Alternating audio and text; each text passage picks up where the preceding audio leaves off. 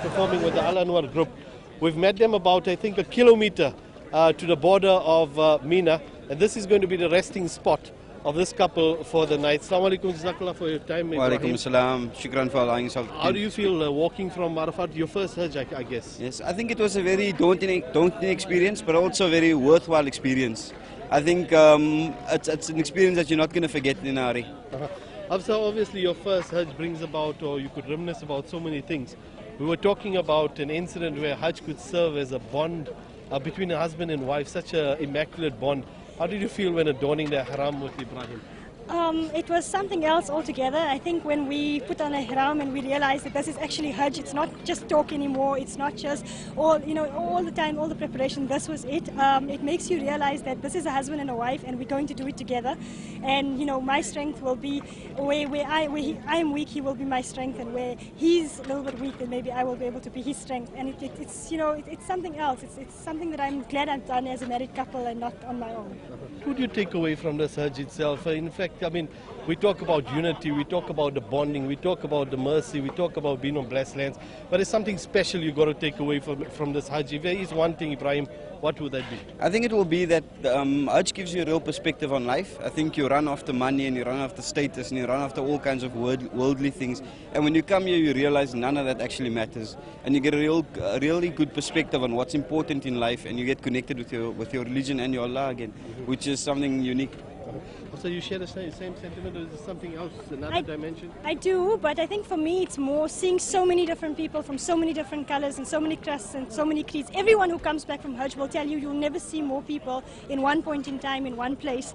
But until you see the crowds yourself, it's something else. And they're all worshipping, they're all here for one purpose. They're all here to worship one Allah, and they're all here to make that bond, that covenant with Allah reaffirmed. And we all come from different corners of the earth, but we're here for one purpose.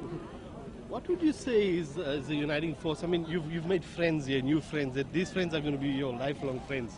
Definitely. How did those bonds develop here? I think we've really, that's one statement that's very true for us. I've made friends with people that I never knew, and I think that I can now honestly call them my brothers.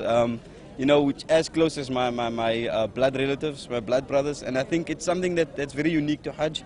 I think those kind of bonds develop very quickly when you realize that you're here for a common purpose and a common goal, and that Allah brought you together. Have you bonded and made friends with anybody outside of South Africa across our borders?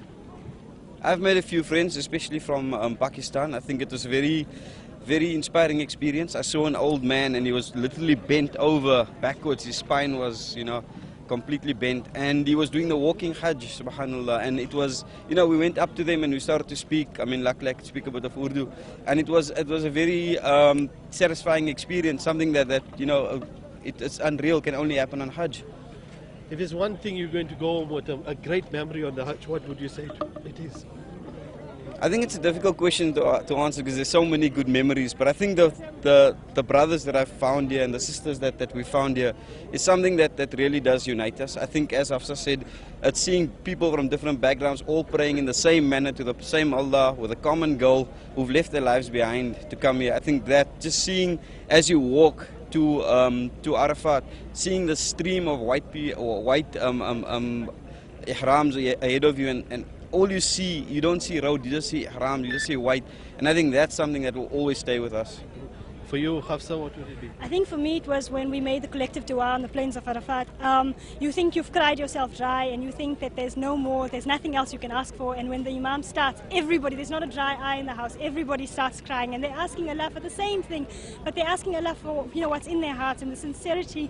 You're standing next to people that you never knew come 4 weeks ago, a month ago. We were all just strangers coming here to this strange foreign land to perform our Hajj. And you're standing together on the plains of Arafat making one dua, and everyone's in tears. And you take the hand of someone after the dua. The Sheikh asked us to greet brothers and sisters, and everyone was hugging everyone else. It's a unity and a type of bond that you don't see very often back in South Africa. Hugging everybody else, a unity you don't see prevalent in South Africa all the time. Hafsa and Ibrahim embarks on a journey of the lifetime, and that is the Hajj. When they go away from this area, they go away with memories, fond memories of pleasing Allah subhanahu wa ta'ala under open skies. Zahid Asmal, CI Web News, Muzdalifah, Saudi Arabia.